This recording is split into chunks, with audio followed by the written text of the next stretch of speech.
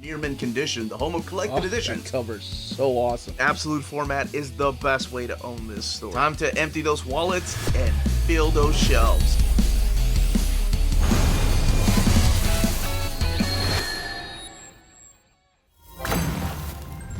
How's it going, all you minties? Uncanny Omar here from Near Mint Condition, the home of collected editions. And join me for my overview of the Conan the Barbarian, the original Comics Omnibus Volume 3 from Heroic Signatures and Titan Comics. So let's go ahead and get started.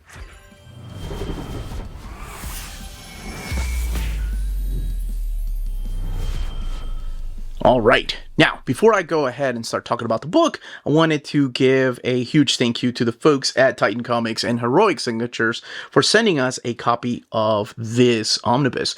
They have been putting out just about 1 or 2 Conan Omnis a month. Some of them are reprints, and then we got the Volume 9 of Savage Sword of Conan, never before released in omnibus format. And here we are with Volume 3 of the original years. So this is the cover to issue number 52. And there is a cover, a direct market cover, on the left-hand side, and that one is supplied by Gil Kane, while the standard edition cover is supplied by Big John Buscema. But everything underneath the dust jacket, even the spine design, is the exact same. So let's shift the focus back to this right here. And I love the fact that the lettering and everything is intact. The number right there, Conan Comics Group. Heroic Signatures, Titan Comics, Conan the Barbarian, the original comics, Omnibus, Roy Thomas, John Buscema, Howard Chaykin. That image right there in Volume 3. Now, this has, as I mentioned, been previously printed before by the folks over at Marvel Comics. As a matter of fact, we got 10 of these printed by Marvel Comics, and Heroic Signatures and Titan Comics has been determined to reprint every one of those, so nobody has missed out on anything that came before, and then, of course, having their own collection, so what comes afterwards. So, looking very similar in, of course, the pattern, the logo, and everything. Let's look at the back. That looking a little bit different, and here are all of the comics that are collected inside of the book, and rated T+ over here for Marvel, and over there is suggested for mature readers. The font up there is the same, just looking a little bit more greenish than this brownish that we've had, but I think that's happened in the past. Yes, this is the standard edition cover for Marvel. The direct market cover, I don't know why I opted out for this. This is a Frank Cho cover, because I never did like Bêlit's face there. Underneath the dust jacket, it's going to look a little bit different, and that's mainly due to, you know, the original Marvel years, the original comics omnibus. Conan looking a little brighter there, and here. So there is a pattern, you just can't see it as well because this is a little bit brighter. And then the back of the omnibus with the symbol. All right, so we'll do a little internal comparison here in a minute, but before I do that, let's put the dust jacket back on to see how it fits. There we go, in that shelf with the rest of the Conan books. If you have like volumes 1 and 2 that were published by Marvel and you missed out on this one, here's what it will look like with the rest of the Conan Omnis. And there is quite a lot, and there's more than just the 10 of the original comics Omnis. There's the Savage Sword, and hopefully we'll get more of the King Conan. All right, now let's crack this book open, talk a little bit about some of the stories in here, and show off this beautiful artwork, and then we'll do a little comparison. All right, let's go ahead and crack this book open. End sheets right there, and in the back with this beautiful piece. Oh, so awesome. And Lady Bêlit, although she would not love being called Lady Bêlit. Conan the Barbarian, the original comics omnibus, Volume 3, Roy Thomas, John Buscema, and Howard Chaykin. The people behind Heroic Signatures there, and then the people behind Titan Comics over here. And here are the credits. Roy Thomas. Not alone, you also have Len Wein and Skip Kirkland, Ralph Macchio, and John Jakes. And of course, the penciler and layout, because Big John got busy.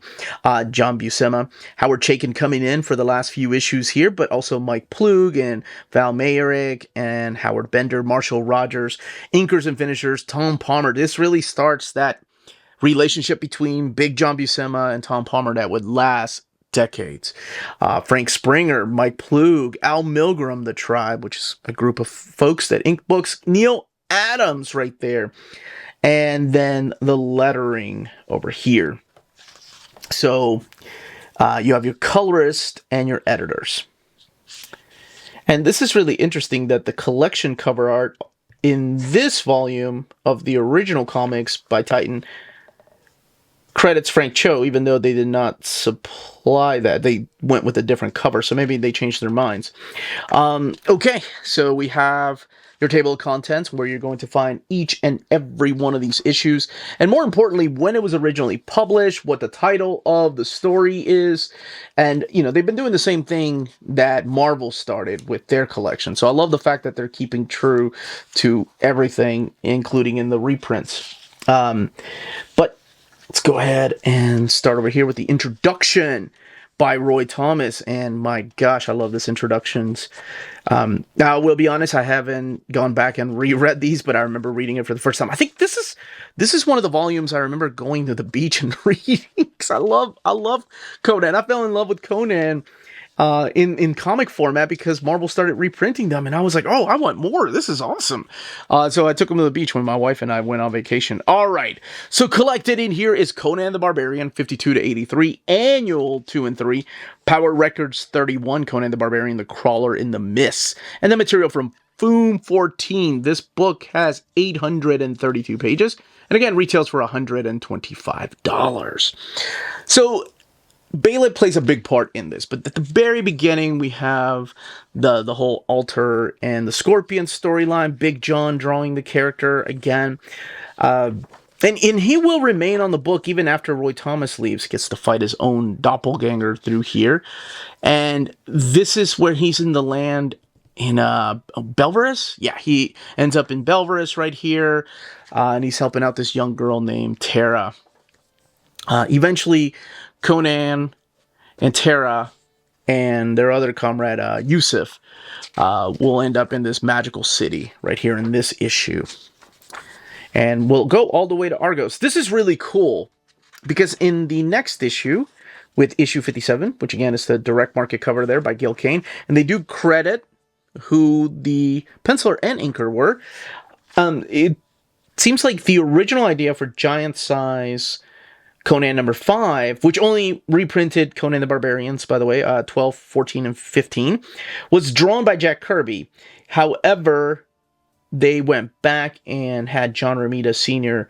redraw Conan's face, because I think it was Stan Lee, if I'm not mistaken, reading that introduction, was not happy with the way that Jack drew Conan's face, so now it's the only one that looks like was touched up. Everybody else looks like they have the Kirby face and, of course, the Kirby armor. And that's, Marvel wasn't the only place. DC was doing that. Like, they weren't fans of the way he drew Superman. But that's another story about the distinguished competition. That's for another day. So Argos is a big part, and then eventually we get, for the first time, the arrival of the Queen of the Black Coast herself, Bêlit. Now, Bêlit, to me, was a character that appeared in the books and then was adapted into the comics. Wow, Big John. My gosh. That guy was talented. Oof. What the hell was I saying? However, I didn't read these. Like, what I read first was that Bêlit miniseries that I think it was Teenie Howard put together, because these weren't coming out back then. So then eventually I got to read these for the first time, and I fell in love with it. And ironically, yeah, I was at the beach when I was reading these stories right here. I love it. So in here, you're going to have the letter pages. You get to find out Bêlit's backstory, how she used to be maybe a princess. She wasn't always a pirate. Oh, there's Amra, this Tarzan-like character that Roy Thomas just wanted to bring in and have it duke it out with Conan.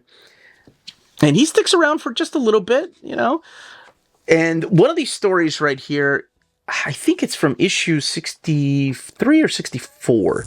Yes, this one right here. This is a reprint of The Secret of Skull River. So that one is being printed now in color over here at Conan, the Marvel ongoing series. Oh, the crossover with Red Sonja. Now, that is something, much like the Marvel Comics, that in order to get the full story, unfortunately, so you go to Conan 67, Red Sonja is here. But because of licensing, and much like the licensing of Marvel when they were reprinting these books, she cannot be featured, or her comic can't be featured in the collection. So if she appears in a Conan comic, that's where she can appear. But for example, Marvel features 6 and 7 were not part of this crossover. So if you want to see the story from Red Sonja's point of view, which is this story is so good too. That can be found in Dynamite's The Adventures of Red Sonja Omnibus. Now this does have the new colors, but yes, issues 6 and 7 of that Marvel premiere that have Red Sonja crossing over with Conan. If you want to see the POV of Red Sonja, it's in that collection. So let's just keep going through here. There are some stories still being adapted from Robert E. Howard's original stories, like the Marches of Valhalla. There's the Out of the Deep story that was also adapted from Robert E. Howard. And then, of course, original stuff, too. This is where Conan eventually, I think he ends up leaving Bêlit for a little while. This is when he's dreaming with Sithothamon, I think. And then the ship ends up coming into this different land. And you have this giant sea creature. And you still have appearances by Red Sonja through here. But what ends up happening is that Big John was drawing this. He was drawing Savage Sword. And I'm sure he had other Marvel duties. So there was a young guy that came in named Howard Chaykin that started kind of doing the layouts and then drawing them, penciling them. And Ernie Chan coming in behind him, making it kind of look like a little bit like Big John Buscema. But Ernie Chan was also inking Big John as well. Oh, I love this right here. It's beautiful artwork. This is from issue number 3. So King Kull is also part of that storyline that you saw with Red Sonja and Bêlit. Makes for one awesome story. And I know that they can print the actual King Kull stories too, because it's part of the Robert E. Howard property. And here is a piece by Big John Buscema, but inks by Neil Adams. So this is from the Book and Record deal. And I believe this is one that's written by Len Wein, if I'm not mistaken. And Roy Thomas didn't get to write this one. It's pretty cool that they were doing things like that. I mean, Marvel was just expanding on different things, trying out new and different things, and then all the articles. By the way, exact same page count, exact same bonus material than you'll find in the original Marvel Omnibus. So, original artwork, original pages, and covers. There's the Conan Saga. I think these were originally published by Dark Horse, if I'm not mistaken. They're just commentaries. And then you have the Queen of the Black Coast recap from Conan the Barbarian 57 through 63, whenever they were doing reprints in black and white. And whoa, that's Ray Garcia, I think. No, Robert Brown. Ray Garcia doing the inks. Forgot Robert Brown also did that awesome cover from the 90s. It's over the tops, and I get it. It's 90s over the top, but I love it. Had like a embossed silver foil on it when they were relaunching Conan. And then you get the Frank Cho cover, which isn't even featured in the Titan book. So that's really cool. And your end sheets. So let's look at the binding. 832 pages. And does lay over really nice. I mean, there's not spread pages, not that many.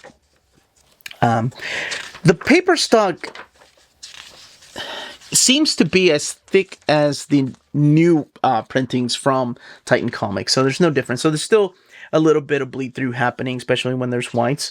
So what I'll do is actually, let's compare it to the Marvel Omni, just a couple pages. All right, we have the Marvel Omnibus here and the Titan Heroic Signature Omnibus here on the right.